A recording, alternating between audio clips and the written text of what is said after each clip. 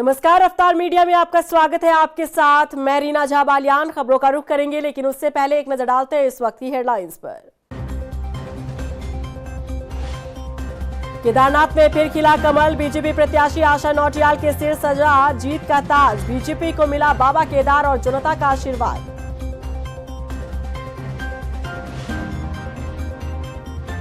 अडानी मामले को लेकर कांग्रेस ने प्रदेश भर में किया पुतला दहन। केंद्र सरकार और जांच एजेंसियों पर साधा निशाना, कहा अडानी पर भ्रष्टाचार के आरोपों की हो जांच। गैरसैंण पर फिर गरमाई सियासत, हरक सिंह रावत ने सीएम धामी के गैरसैंण दौरे को बताया राजनीतिक स्टंट, अपनों पर भी साधा निशाना। और चलिए बुलेटिन की शुरुआत कर लेते हैं। केदारनाथ उपचुनाव के नतीजे ने साफ कर दिया है कि बीजेपी की रणनीति रंग लाई है। कांग्रेस की कोशिशों के बावजूद केदारनाथ सीट पर कमल खिला है और कांग्रेस को फिर हार का सामना करना पड़ा है। आखिर बीजेपी की जीत के लिए कौन से फैक्टर काम कर गए, देखिए इस रिपोर्ट में। केदारनाथ में खिला कमल, बीजेपी की मेहनत का दिखा असर, हाथ को मिली हार, कांग्रेस की नैया नहीं लगी पार।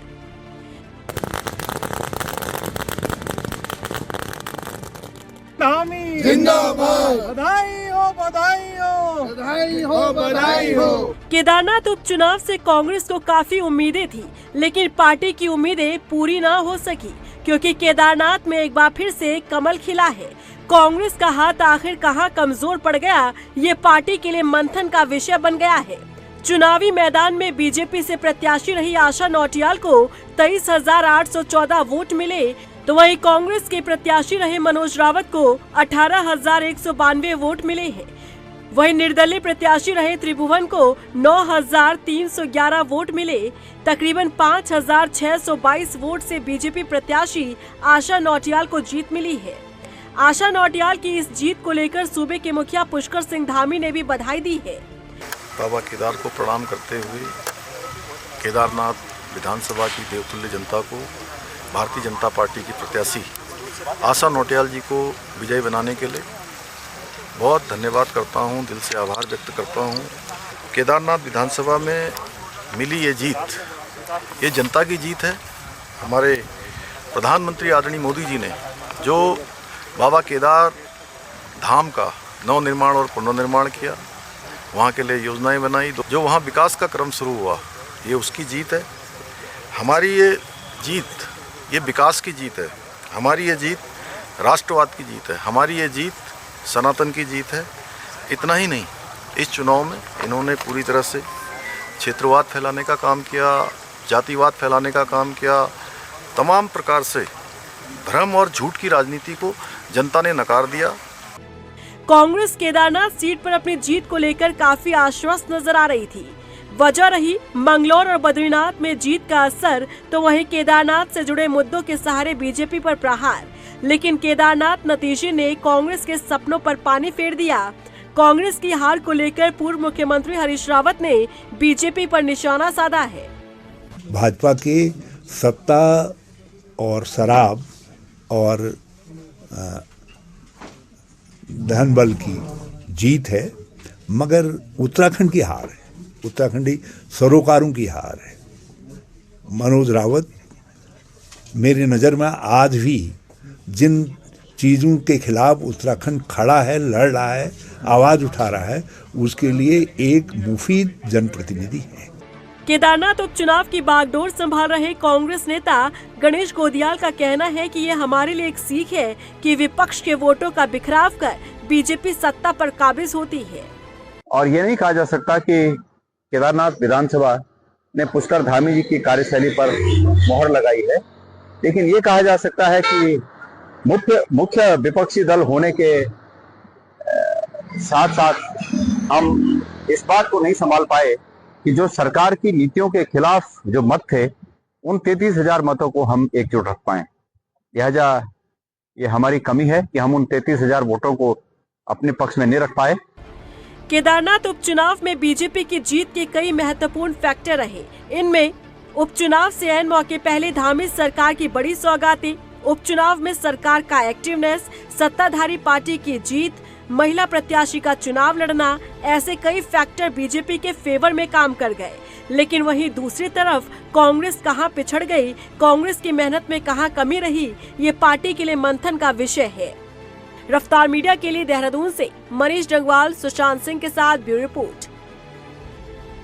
रुड़की में कांग्रेस कार्यकर्ताओं ने अडानी और केंद्र सरकार के खिलाफ प्रदर्शन कर पुतला दहन किया। साथ ही कांग्रेसियों ने जांच एजेंसियों से मामले में निष्पक्ष जांच कर भ्रष्टाचार को उजागर करने की मांग की। दरअसल उद्योगपति गौतम अडानी पर अमेरिका में निवेशकों के साथ धोखाधड़ी का आरोप लगा है।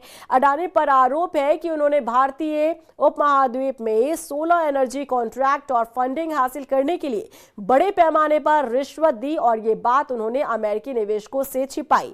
इस पूरे मामले को लेकर अब राजनीति तेज हो गई है। किया जा रहा है गौतम अडानी और दोनों एक सिक्के के पहलू हैं, एक हेड है एक टेल है, ये कह सकते हैं आप।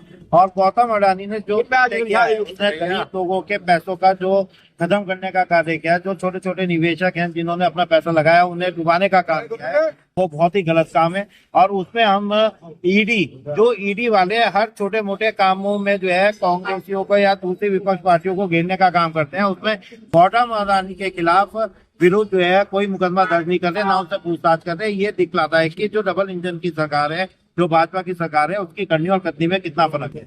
वहीं लालकुआं में भी कांग्रेस कार्यकर्ताओं ने भ्रष्टाचार के गंभीर आरोपों के चलते अडानी ग्रुप का पुतला दहन किया। साथ ही कहा कि कांग्रेस ने उत्तराखंड में अडानी के स्मार्ट मीटर किसी भी कीमत पर नहीं लगने देंगे। आज जो ये पुतला दहन किया गया है, गौतम अडानी जी अपना अमेरिका में वहाँ पर 2200 करोड़ घूस देते हुए पकड़े जाते हैं और वहाँ पे भारतीय अधिकारी जो भी हैं उनको घूस देते हैं और अपना जो यहाँ के सौर ऊर्जा पैनल हैं इनके बारे में वो घूस देते हैं। वहाँ पर विरोध जताने का एक कारण ये भी है कि पूरे देश में जिस तरह से देश में अडानी अंबानी के हाथ में ये डबल इंजन की सरकारें, चाहे प्रदेश में सरकार हो चाहे केंद्र सरकार हो, हाथ में बिक चुकी हैं, उसी का एक नमूना है कि 22,000 करोड़ जो अमेरिका ने एक सौर ऊर्जा, जो आपको देखा होगा वर्तमान समय में पूरे देश में सौर ऊर्जा का कार्यक्रम चल रहा है, उस सौर ऊर्जा को लगाने के लिए कि महंगी बिजली किसको मिले, हम लोग आम जनता को मिले, इसलिए 22,000 करोड़ की जो घूस वो अमेरिका में दे सकता है। तो आप लगाइए, इस बात का अनुमान लगाइए कि इस भारत में क्या होता होगा। उधर मंगलौर में ज्वाइंट मजिस्ट्रेट के आश्वासन के बाद नगर पालिका परिषद के कर्मचारियों ने हड़ताल को खत्म किया। ज्वाइंट मजिस्ट्रेट आशीष मिश्रा ने कहा कि पालिका कर्मियों पर लगाए गए मुकदमे वापस लिए जाएंगे। इसके अलावा कर्मियों की जो मांग है उसे जल्द पूरा किया जाएगा। के साथ जो है बैठ के मेरी वार्ता हुई ईओ के समक्ष में, और इनकी जो भी समस्याएं थी और अभी जो हाल में कुछ घटना घटित हुई है नगर पालिका ऑफिस में, दफ्तर में, तो उसका जो है मेरे द्वारा संज्ञान जयपुर में लिया जा चुका है। उसके संदर्भ में जो है आईओ जो है उनको बुलाकर जो है वार्ता की गई थी। जो भी घटना है उसकी वीडियो भी देखे गए सबके सामने में, और एक तो है कर्मचारी जो भी संलिप्त थे इस घटना में, उनके खिलाफ जो एक शोकॉज जो है मेरे द्वारा पूर्व में ही इशू कर दिया जा चुका है। ये ज्वाइंट मजिस्ट्रेट साहब आए थे अभी थोड़ी देर पहले और उनसे हमारी वार्ता हुई। उन्होंने कहा है कि संबंधित कर्मचारी कमलदीप के खिलाफ जो है नोटिस दिया गया था, जिसमें आज समय समाप्त हो रहा है। कोई जवाब अगर शाम तक नहीं आता उसके खिलाफ जो है विभागीय कार्रवाई किए जाने हेतु शासन को पत्र प्रेषित किया जाएगा। उधर दिनेशपुर में पुलिस ने नशा तस्कर को गिरफ्तार किया। मामले का खुलासा करते हुए सीओ निहारिका तोमर ने बताया कि आरोपी के कब्जे से 17 ग्राम से ज्यादा स्मैक बरामद की गई है। उन्होंने बताया कि अभियुक्त को एनडीपीएस एक्ट के तहत जेल भेजा गया है। कल दिनांक 22 नवंबर 2023 को शाम करीब 6:15 बजे थाना दिनेशपुर में आनंदपुर से मोहनखेड़ा जाने वाले रास्ते में पोपलर की नर्सरी के पास थाना दिनेशपुर की टीम द्वारा एक अभियुक्त को गिरफ्तार किया गया था। ये अभियुक्त के पास से करीब 17.5 ग्राम स्मैक बरामद हुई। अभियुक्त परमजीत सिंह ग्राम बक्सौरा थाना दिनेशपुर का रहने वाला है और पूर्व में भी अनेक चोरी और एनडीपीएस के मामलों में थाना बाजपुर, थाना गदरपुर, कोतवाली रुद्रपुर एवं थाना दिनेशपुर से जेल जा चुका है। और इसी के साथ फिलहाल इस बुलेटिन में बस इतना ही, लेकिन चलते चलते एक नजर डालते हैं इस वक्त की हेडलाइंस पर।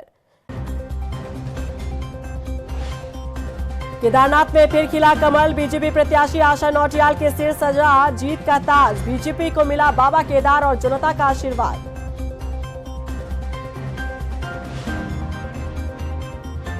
अडानी मामले को लेकर कांग्रेस ने प्रदेश भर में किया पुतला दहन। केंद्र सरकार और जांच एजेंसियों पर साधा निशाना। कहा अडानी पर भ्रष्टाचार के आरोपों की हो जांच।